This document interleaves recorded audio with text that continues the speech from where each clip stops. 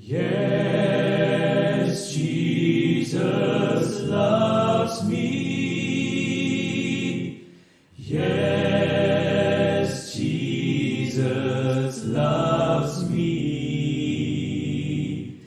Yes, Jesus loves me.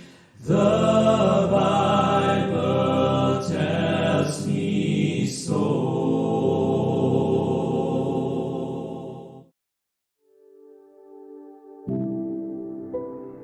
Shalom saudara semua. Hari ini saya mengajak kita merenungkan firman Tuhan dengan tema mimpi, tragedi, dan maksud Tuhan. Silakan saudara membaca kitab Kejadian pasal 37 ayat 1 sampai 28. Sebelumnya mari kita berdoa. Tuhan, terima kasih. Hari ini Tuhan masih berpihak pada kami dengan menghadirkan firman-Mu di hadapan kami. Tolong kami untuk kami boleh mengerti dan memahami firman-Mu ini lebih dalam lagi, agar hidup kami boleh dicerahkan oleh Tuhan dan perjalanan hidup kami boleh tetap mengikuti langkah kaki Tuhan sesuai dengan kehendak-Mu. Berkati kami semua dalam nama Tuhan Yesus, firman Allah yang hidup. Amin. Saudara, Paulus Winarto pernah berkata, bermimpi itu bukan tindakan kriminal. Bermimpi merupakan hak setiap orang. Lagi pula, bermimpi itu gratis. Namun, apa jadinya kalau di tengah-tengah upaya mewujudkan mimpi, terjadi suatu tragedi dalam hidup kita? Tentang hal ini, Benjamin Mays menasihatkan, perlu sekali menumbuhkan dalam pikiran kita bahwa berbagai tragedi dalam kehidupan tidak boleh menjadi alasan untuk tidak tercapainya impian kita. Kalau begitu, apakah tragedi mempunyai manfaat dalam kaitannya dengan perwujudan mimpi kita? Sebagai pengikut Tuhan, kita tentu harus percaya bahwa ada tangan Tuhan yang menjalin kehidupan indah, walaupun tragedi demi tragedi terjadi dalam kehidupan kita. Salah satu maksud Tuhan terjadinya tragedi di tengah-tengah mimpi kita adalah mempersiapkan karakter kita untuk menerima perwujudan mimpi kita suatu saat. Saudara, itulah yang terjadi pada diri Yusuf sebagaimana dikisahkan oleh Alkitab yang baru kita baca. Disebutkan oleh Alkitab 2 kali Yusuf bermimpi. Mimpi pertama tentang berkas-berkas gandum saudara-saudaranya yang datang mengelilingi dan bersujud di hadapan berkas gandum Yusuf. Mimpi kedua tentang matahari, bulan, dan 11 bintang bersujud menyembah di hadapan Yusuf. Kedua mimpi tersebut menubuatkan bahwa suatu kelak Yusuf akan menjadi pemimpin yang berkuasa.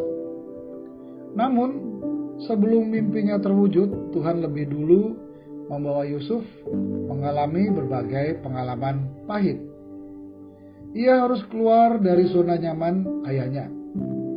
Jubahnya yang maha indah dikoyak-koyak. Oleh kakak-kakaknya ia dimasukkan ke sumur kering. Dijual sebagai budak kepada saudagar Mesir. Lalu dibawa ke Mesir dan dijual kepada Potifar. Walau sempat menjalani sedikit kehidupan manis menjadi orang kepercayaan Potifar, ia kemudian difitnah oleh istri Potifar dan dijebloskan ke dalam penjara. Lewat itu semua, Tuhan sedang membentuk karakter Yusuf untuk siap menerima perwujudan mimpinya. Sebelum Yusuf melewati berbagai pengalaman getir itu, ada beberapa karakter Yusuf yang buruk yang perlu diubah oleh Tuhan. Buruknya karakter Yusuf terlihat dari cara dia memakai jubah maha indah, pemberian Yakub ayahnya. Menurut Jean Egetz, jubah itu beraneka warna, diberi sentuhan kemewahan dengan jahitan yang sangat rapi dan hiasan yang sangat indah. Lengan-lengannya jatuh sampai ke pinggang, panjangnya mencapai mata kaki. Jubah semacam itu biasanya dikenakan oleh orang-orang terpandang dan anak-anak raja. Dengan memberikan jubah itu kepada Yusuf, Yakub hendak memperlihatkan kedudukan Yusuf yang istimewa, yaitu sebagai anak kesayangan yang dimanja dengan kemewahan olehnya. Saudara, Yusuf sangat menikmati jubah maha indahnya. Dipakainya jubah itu kemanapun ia pergi. Ini menunjukkan bahwa Yusuf tenggelam di bawah bayang-bayang kemanjaan dan kemewahan dari ayahnya. Yusuf juga tidak peka terhadap perasaan kakak-kakaknya yang iri terhadap dia. Ia sering menunjukkan keistimewaan dirinya dengan memakai jubah tersebut di hadapan mereka. Ditambah lagi, dengan menceritakan kedua mimpinya kepada saudara-saudaranya itu, Yusuf semakin membumbui kebencian di hati mereka. Sungguh, Yusuf tidak memiliki kepekaan terhadap krisis. Bukan hanya itu, ketika Yusuf disuruh oleh ayahnya melihat saudara-saudaranya yang sedang menggembalakan ternak di dekat Sikem, ia tetap memakai jubah maha indahnya melewati wilayah itu. Ia tidak memperhitungkan betapa berbahayanya wilayah itu, mengingat di sana pernah terjadi pembantaian atas orang-orang Sikem yang dilakukan oleh kakak-kakak Yusuf. Sungguh terlihat Yusuf seorang yang sangat gegabah. Hal-hal buruk itulah yang masih ada pada Yusuf. Dan Yusuf tidak mungkin menjadi pemimpin yang baik apabila ia masih tenggelam di dalam kemewahan dan kemanjaan.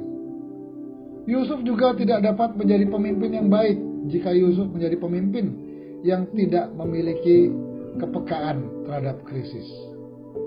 Selain itu, berbahaya sekali jika Yusuf menjalankan kepemimpinan dengan gegabah. Ia akan keliru dalam mengambil setiap keputusan karena tidak dipertimbangkan secara matang sebelumnya. Maka lewat tragedi demi tragedi, Yusuf dipersiapkan oleh Tuhan. Karakternya ditempa sedemikian rupa lewat segala pengalaman pahit, agar kelak benar-benar ia siap menerima perwujudan mimpinya menjadi seorang pemimpin dengan kekuasaan besar. Saudara, sama seperti Yusuf, tragedi demi tragedi seringkali Tuhan izinkan menjadi bagian hidup kita, agar suatu saat kita siap menerima perwujudan cita-cita dan mimpi kita. Sungguh benar firman Tuhan dalam Roma pasal 8 ayat 28 yang berkata, Allah turut bekerja dalam segala sesuatu untuk mendatangkan kebaikan bagi mereka yang mengasihi Dia, yaitu mereka yang terpanggil sesuai dengan rencana Allah. Mari kita berdoa. Tuhan, terima kasih untuk firman-Mu pada hari ini yang mengajarkan kami bahwa tragedi demi tragedi, pengalaman pahit demi pengalaman pahit Tuhan izinkan terjadi dalam kehidupan kami, agar kami siap menerima perwujudan mimpi-mimpi kami, harapan-harapan kami, cita-cita kami suatu saat kelak. Terima kasih Tuhan untuk anugerah-Mu. Biarlah kami tetap mengucap syukur kepada Tuhan di tengah-tengah segala macam pengalaman pahit yang kami alami. Karena selalu ada anugerah Tuhan buat kami di tengah-tengah aneka tragedi dan pengalaman pahit tersebut. Terima kasih bahwa Tuhan selalu menguatkan kami dan beranugerah dalam kehidupan kami setiap saat. Kami bersyukur padamu dalam nama Tuhan Yesus, Allah yang baik dan Allah yang hidup, serta Allah yang selalu peduli kepada kami semua. Amin.